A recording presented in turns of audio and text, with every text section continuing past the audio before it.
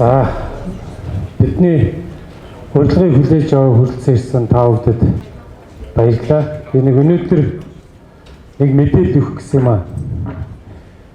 Сүүлийн 3-7 хоног одоо манай сангийн ам Монгол банктай хамтарч ажиллаад намаад гэдэг ийм бондыг олон улсын зах зээл дээр амжилттай арилжаалаа. Тэгэд энэ бондын талаар та бүхэнд бас тодорхой мэдээллийг өгье гэж бодож байна. За нэгдүгüүрт нь бол хэмжээ нь бол 600 сая долларын өртөгтэй нийтдээ 600 сая долларын бонд хүүн 5,125%. За гаргасан хугацаа нь бол 5.5 жилийн хугацаатай ийм бонд байгаамаа. За энэ нэг юм 3 асуудлыг энэ дээр онцгойлж ярих гэсэн. Нэгдүгüүрт нь бол энэ бонд гаргаад мөнгө бол манад орж ирэхгүй байгаа. Бондыг бид нар үндсэндээ өндөр хүүтэй бондыг бага хүүтэй бондоор солих юм ажиллагаа бол хийсэн. Хэрвээ та бүхэн санаж байгаа одоо сайн санаж байгаа бол энэ 2016 оны 4 сард гарсан Мазада бонд байдаг. Жилийн хүүн 10,870%-тэй. За 2012 онд гаргасан Чингис бонд 5,125%-тэй ийм бонд. Энэ хоёр бонд бол 21 онд 500 сая долларын Мазада бондыг засгийн газар төлөх ёстой. 22 онд Чингис бондын 1 тэрбум Америк долларын бондыг төлөх ёстой. Тэгвэл энэ 600 сая доллараар бид нар үндсэндээ энэ 2 жилд ирэх бондыг одоо сольж арилжаалж авсан гэсэн үг. Буцааж худалдаж авсан гэсэн үг. За шинээр гаргасан номоод бондын хүү бол 5,125%-тэй бонд бол гарлаа гэдгийг хэлмээр байна. 2012 онд бол та бүхэн санаж байгаа Монгол Улсын эдийн засгийн өсөлт бол 17.5% одоо өсөлттэй гадаад дотоодын хөрөнгө оруулалт идэвхжсэн.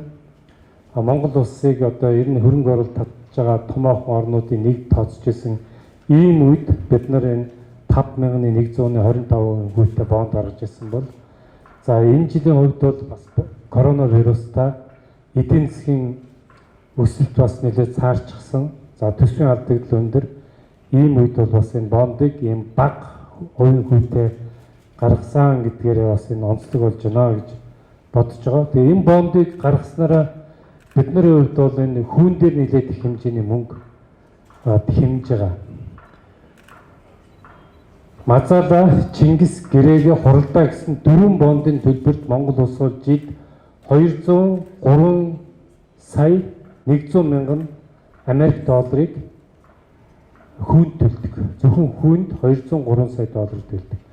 Саяын энэ бондыг одоо сольж арилжааснаар бид нар жилд 176.4 одоо сая Америк долларыг төлж байгаа. Өөрөөр хэлбэл нэг жил гадаад бондод төлж байгаа мөнгө бол 26.7 сая Америк доллар буюу үндсэндээ 70 тэрбум төгрөгөөр бид нар жилд хэмнэлт авч байгаа. Тэгээд 70 тэрбум төгрөгөөр одоо хичнээн сургууль цэцэрлэг барьж болох уу гэдгийг та бүхэн бас сайн мэдж байгаа. Тэгэхээр энэ бол нэлээд ийм одоо хэмнэлттэй үр ашигтай ийм арилжаа болсон гэдгийг бол онцлж хэлээ. Тэгэхээр эхний онцлог нь бол өндөр хүүтэй бондыг бага хүүтэй бондоор сольсон гэдгийг би бол онцлж хэлье. За хоёрдугаарт нь тулсан бондууд байсан. Цаг хугацаа тулсан төлбөрүүд байсан. Ялангуяа бондыг төлөх хугацаа ойртоод ирэхээр хэрвээ бид нар одоо бонд босгох гэж оролдох юм бол бондын хүү өсдөг ийм байж.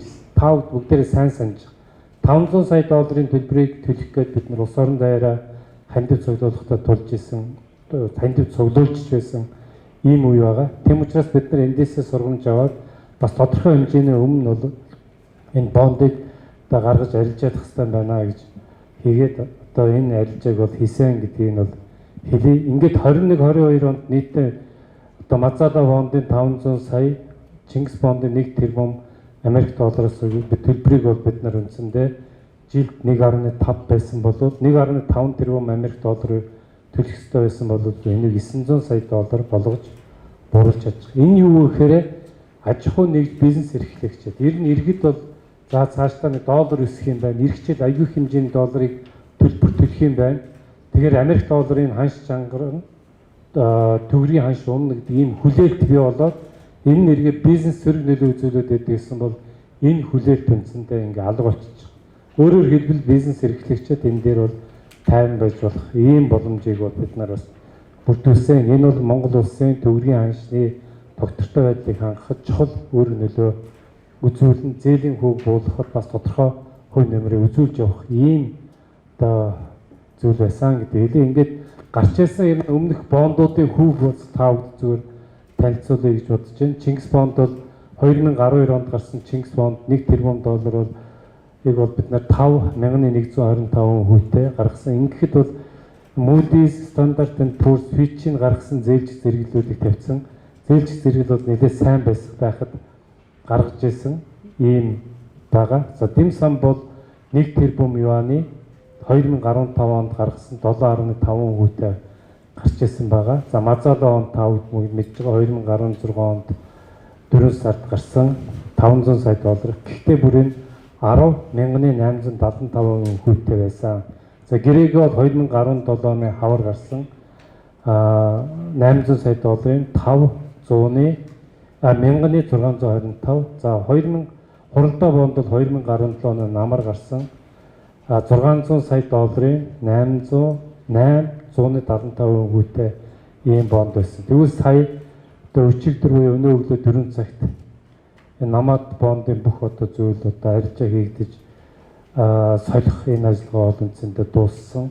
Ингээд 600 сая долларын жилийн 5,125 хүнтэй ийм бонд гарсан. Зүгээр энийг яагаад үзүүлж байгаа юм бэ гэвэл бас тодорхой эдийн засгийн хувьд зээлжих зэрэгэл одоо бусдаас одоо Мазала бондыг гаргаж явах үеийн одоо харьцуулах зээлжих зэрэг баг адилхан шахуу. За тэгсэн мөртлөө байхад бид нар одоо 2 дахин бага хүнтэй бонд бол гаргаж чадсан. Яг одоо 2012 оных буюу одоо Монгол Улсын эдийн засаг өндөр өсөж явах үед бол хүнтэй бол адилхан гарч байна гэдгийг бас хэлэх гэсэн юм аа.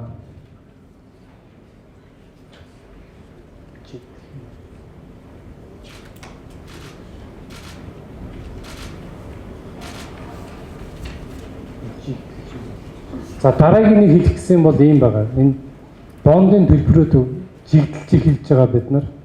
Энэ юу гэхээр одоо юу гэдгийг 2021 онд 500 тэрбум 500 сая доллар төлдөг. Түүний дараа жилийн дараа 1 тэрбумыг төлдөг. Дараа нь 800 төлдөг, 600 төлдөг. Энэ юу гэсэн үг вэ гэхээр төлбөрийн хэмжээ ингээд жилд хэмжээ нь өөр байгаа нь эргээд зах зээлийг ингээд хөдөлгөөд байдаг. Эдийн засгийн нөхцөл байдлыг тогтвортой байлгадаг ханш хөдөлгдөг гол нөхцөл учраас бид нар ерөнхийдөө жилд төлдөг хэлбэрийн хэмжээнүүдийг бүгднийг жилд адилхан болгох ийм ажиллагааг бол хийх навч зөв зүйтэй гэж үзэж байгаа. Өөрөөр хэлбэл 500 сая долларыг төлчөө дараа жилд тэрбум доллар төлдөг. Одоо бүгдээрээ жил болгоно 400 сая доллар төлдөг ч юм уу. Ийм хэмжээнд дээр очих юм бол энэ нэргээд одоо зөв зүйтэй болцохоор эдийн засгийг тогтвортой байлгахад бас хувь нэмрээ оруулах ийм зүйл болно гэж үзэж энэ арга хэмжээнүүдийг авсан гэдгийг бол хэлье. За ингэ асуух зүйл байвал хэлье. Энд бас Монгол банк бол бас нэлээд сайн хамтарч орж ажилласан гэдгийг бол хэлье. Тэр одоо сая 22 онд 900 сая доллар төлсөн үг үү те? Үгүй. 21 онд бол бид нар 500 сая доллар төлөх ёстой байсан тийм ээ. Тэгээд түүнээс нэг одоо нэг 120-30 үлдсэн гэсэн үг. За 22 онд бол 1 тэрбум Америк доллар төлдөг байсан тийм ээ. Төлөх ёстой байсан бол одоо 800 сая доллар төлнө гэсэн үг. Тэрбум доллар байсан 800 сая доллар болоод 500 сая доллар байсан нэг 120-130 тэр хавцаа очиж байна гэсэн. Өөрөөр хэлбэл жил төлөх төлбөрүүдийн хэмжээ эрс бууж байна гэсэн. 5.5 жилийн хугацаанд хүүгийн зардал 1 сая доллар. За За сая зөрөөгийн ялаач бид нарын хувьд бол Bloomberg бол буруу мэдээлэл өгсөн байлаа 5.4-тэй юм шиг гаргацсан гэж хэлсэн байлаа. Тэрүүгээ бас залруулах байхаа гэж найдаж байна. Хүү бол буцаач та. Энэ бол ингээ купоны хүүнүүдийг бид нар зарладаг. Тэгэхээр тэр гаргаж байгаа яг тавигдсан мэдээлэл нь бол энэ 5,125% хүүтэй ийм бонд шүү гэдгийг хэлье. Тэгээ эндээсээ жилийн бонд $600 сая доллароос 500-125 гээд өртөх юм бол жид $30 сая доллар гэж ойлгож байна.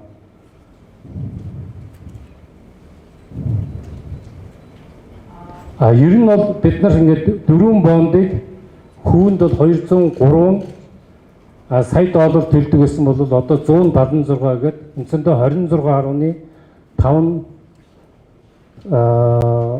сая долларыг бол хэмжиж байгаа. Одоо тухайлбал энэ хэмжээ нь бол 50 сая байгаа, 500 сая байгаа. Хүү нь үндсэндээ 11 гэхээр чи энэ дээр төлөгдөж байгаа хүү хэд байх нь вэ? 55 сая долларыг төлдөг гэсэн. Одоо тэгвэл дараа нь бол 30 сая доллар гэсэн. Зөвхөн энэ хоёрын ялгааг аваад үзэхэд 20 сая доллар гарч иж байгаа.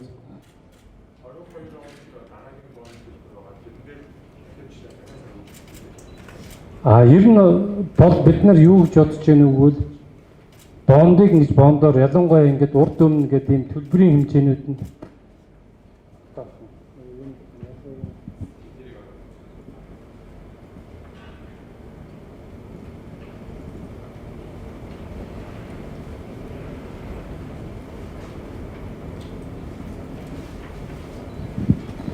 одоо ийм байгаад байгаа байхгүй.